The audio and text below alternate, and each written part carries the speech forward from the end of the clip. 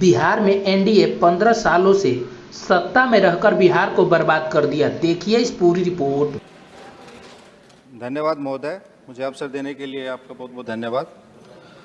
महोदय, मैं कोई अर्थशास्त्री तो नहीं, लेकिन एनडीए बीते 10 वर्षों में एनडीए सरकार की आर्थिक नीतियों का हम विश्लेषण करेंगे तो हम पाएंगे कि इनकी आर्थिक नीतियां चंद उद्योगपतियों में उत्साह, आय और आशा बढ़ाती है, वहीं दूसरी ओर आम देशवासियों में गरीबी और निराशा का संचार करती है और निराशा को बढ़ाती है। महोदय, इनकी आर्थिक नीतियां ऐसी हैं कि चंद उद्योगपतियों के उत्पाद हम सब 140 करोड़ भारतवासियों के घरों में आते हैं तो उद्योगपति अमीर से अमीर हो जाते हैं, वहीं दूसरी ओर ग्रामीणों के, किसानों के उत्पाद जैसे चीनी, दाल, गेहूं, चावल, सब्जी हम सब के घरों में जाते हैं तो वो किसान और ग्रामीण गरीब से गरीब होते जा रहे हैं। ये इनकी आर्थिक नीतियों की विफलता है और ये विचारणीय विषय है। इन आर्थिक नीतियों में बदलाव की आवश्यकता है। महोदय, जनसंख्या की दृष्टि से बिहार देश का तीसरा सबसे बड़ा राज्य है और सबसे अधिक युवा आबादी वाला भी प्रदेश है। बिहार में 15 वर्षों से अधिक एनडीए की सरकार है और दिल्ली में बीते 10 वर्षों से अधिक एनडीए की सरकार है।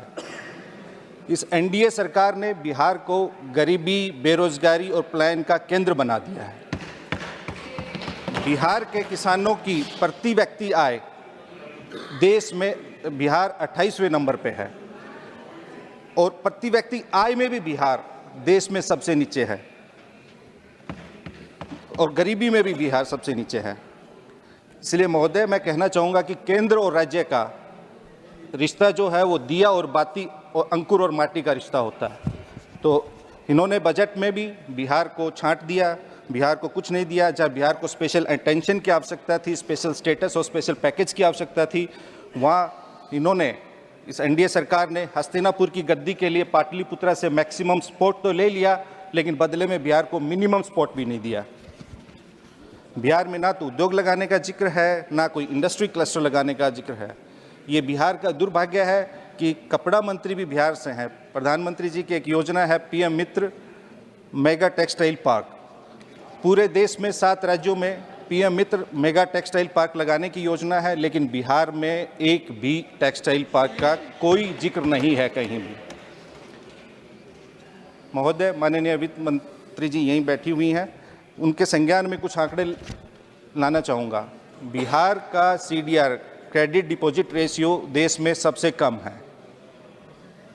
यानी बिहार के बिहारवासियों के, आम बिहारवासियों से बैंक, कमर्शियल बैंक सबसे ज़्यादा वहाँ डिपॉजिट होता है, लेकिन बदले में उनको कोई कर्ज और ऋण नहीं दिया जाता।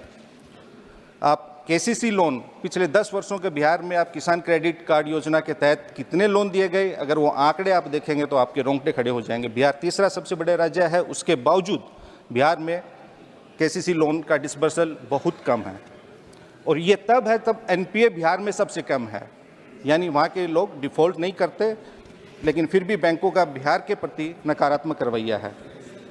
इस बजट में बिहार के लिए ना तो कोई नई ट्रेन शुरू करने का जिक्र है और ना ही कोई कारखाना। आखिरी कारखाना बिहार में 2004 से 2009 के बीच में, जब आदरणीय लालू प्रसाद जी रेल मंत्री थे, तब उन्होंने 3 रेल कारखाने बिहार को देने का काम किया था। उसके बाद से बिहार में कोई कारखाना नहीं लगा।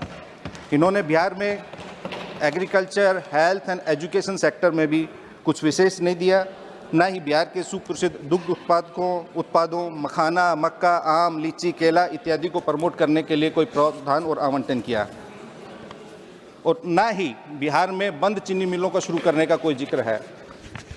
चुनाव में प्रत्येक भाषण में दिल्ली से जब लोग बिहार जाते हैं तो हर बार आश्वासन देते हैं, वादा करते हैं, दावा करते हैं कि हम चीनी मिलों को शुरू कर देंगे, लेकिन कभी भी अभी तक 10 वर्षों में एक भी चीनी मिल इन्होंने शुरू नहीं की है।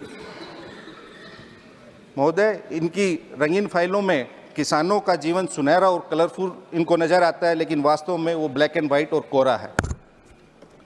मैं सत्ता पक्ष के लोगों का वक्तव्य सुन रहा था, ये किसान के, आम आदमी के बारे में इतना कुछ कह रहे थे कि सब कुछ खुशहाल हो गया, संपन्न हो गया, किसान सर्वगुण संपन्न हो गया, उनमें इतनी खुशहाली आ गई, संपन्नता आ गई।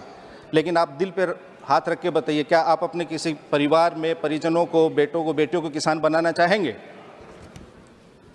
महोदय, इस बजट में इन्होंने ना तो कोई, बिहार के संदर्भ में मैं कहना चाहूँगा, महंगाई, गरीबी, बेरोजगारी, पलायन, इन विषयों को एड्रेस नहीं किया गया। अतः मैं कहना चाहूँगा कि बिहार के बारे में आप विशेष ध्यान दीजिए। आपको बिहार से विशेष समर्थन भी मिला है, आप मैक्सिमम सांसद भी आपके चुन के आए हैं। थैंक यू महोदय।